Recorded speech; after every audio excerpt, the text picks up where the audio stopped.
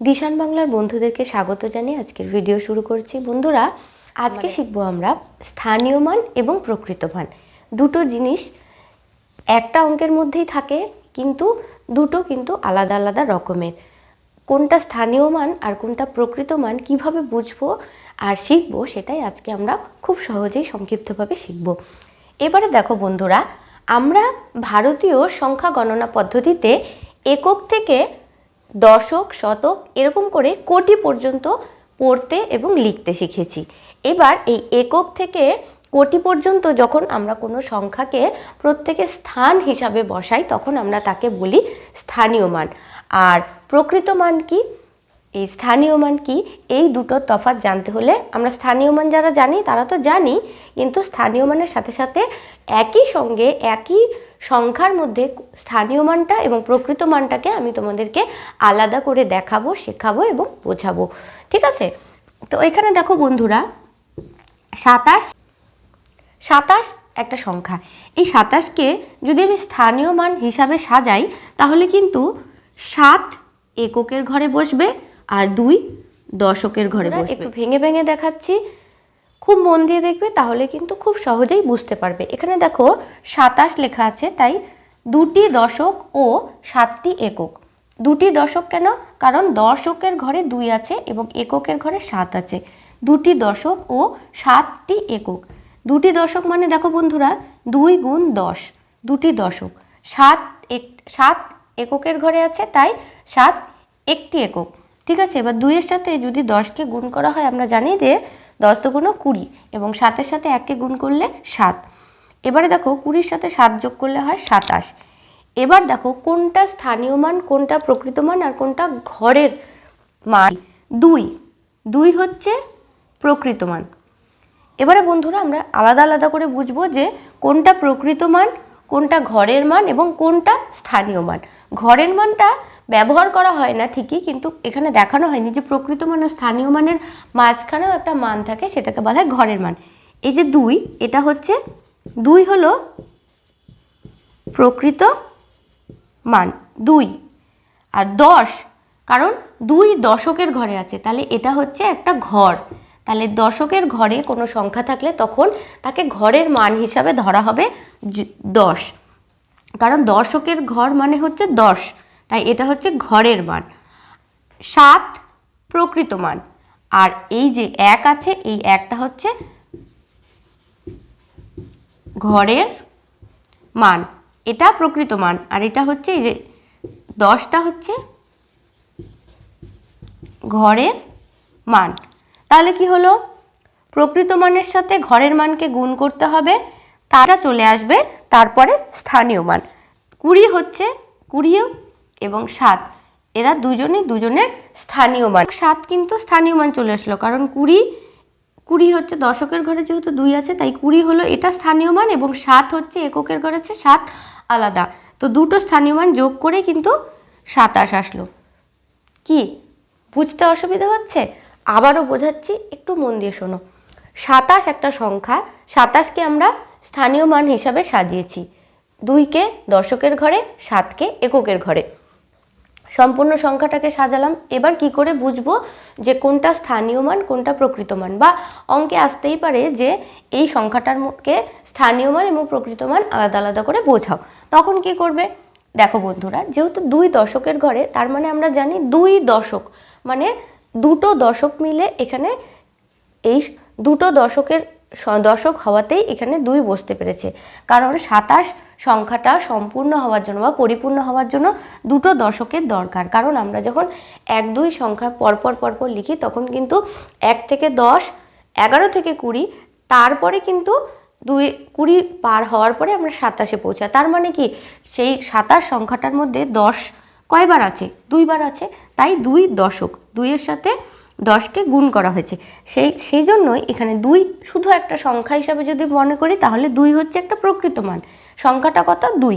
কিন্তু ঘরের মান যেহেতু 10 আছে, তাহলে 2-এর সাথে 10কে গুণ করা হলো, চলে গেল, হয়ে গেল কত? 20 হয়ে গেল কিন্তু স্থানীয় মান। যখনই 2 প্রকৃত মানের সাথে ঘরের মান গুণ হবে, তখন স্থানীয় মান চলে আসবে। ঠিক একইভাবে 7 এককের অঙ্ক। ঠিক আছে, 7 শুধুমাত্র একা একটা সংখ্যা। তো 7-এর সাথে কি করতে হবে, 7 কি এককের ঘরে থাকা মানে কি একটি মাত্র একক সংখ্যা, তাই 7-এর সাথে 1 গুণ করা হলো। ঠিক আছে, এটা কিন্তু শুধুমাত্র বোঝানোর জন্য। 7-এর সাথে 1 গুণ করে মানে 7 প্রকৃত মান এবং 1 হচ্ছে ঘরের মান। এই প্রকৃত মান আর ঘরের মান গুণ হয়ে গেলে 7 একে 7। এবার 20 স্থানীয় মান, 7ও স্থানীয় মান, কারণ 20 এই দুটো স্থানীয় মানকে যোগ করে হয়ে গেল 27। তাহলে এই একইভাবে যদি আরও একটা সংখ্যাকে আমরা স্থানীয় মান এবং প্রকৃত মান হিসাবে বের করি তখন কিভাবে করব। আর একটা জিনিস বন্ধুরা, তোমরা সূত্র হিসাবে মনে রাখবে যে প্রকৃত মানের সাথে ঘরের মানকে গুণ করলেই আমরা স্থানীয় মান বের করব। ঠিক আছে, বা প্রকৃত মানের সাথে ঘরের মান গুণ হওয়ার পরই কিন্তু স্থানীয় মান বের হয়। চলো আরেকটা উদাহরণ দিয়ে আমরা আরেকটু বুঝে নিচ্ছি। এই দেখো বন্ধুরা, এখানে আছে 113। এই 113কে প্রকৃত মান এবং স্থানীয় মান আমি তোমাদেরকে আলাদা করে শেখাচ্ছি। 113কে প্রথমে আমি স্থানীয় মানে সাজালাম, 113 সাজানো হয়ে গেল। এবার দেখো যখন সংখ্যাটাকে আমি বিশ্লেষণ করব তখন কোন দিক থেকে করব, শতক থেকে। 100 মানে 1 গুণ 100 মানে 100 যোগ দশকের ঘরে আছে 1, তার মানে কত, 1 গুণ দশক, 10, দশক মানে আমরা জানি 10, যোগ 3 একক।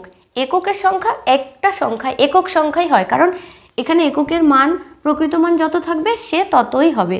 সুতরাং এককের সঙ্গে 1 গুণ করা হবে, মানে এককের ঘরে যাই থাকুক না কেন তার সাথে 1 গুণ করা হবে, কারণ এককের স্থানীয় মান এবং প্রকৃত মান কিন্তু একই হয়। এবারে দেখো বন্ধুরা কি হলো, এই দেখো 1 প্রকৃত মান, প্রকৃত মান গুণ এটা হচ্ছে ঘরের মান, যোগ আবার প্রকৃত মান গুণ ঘরের মান, অনেকটা সরলের মতন। আবার প্রকৃত মান গুণ ঘরের মান।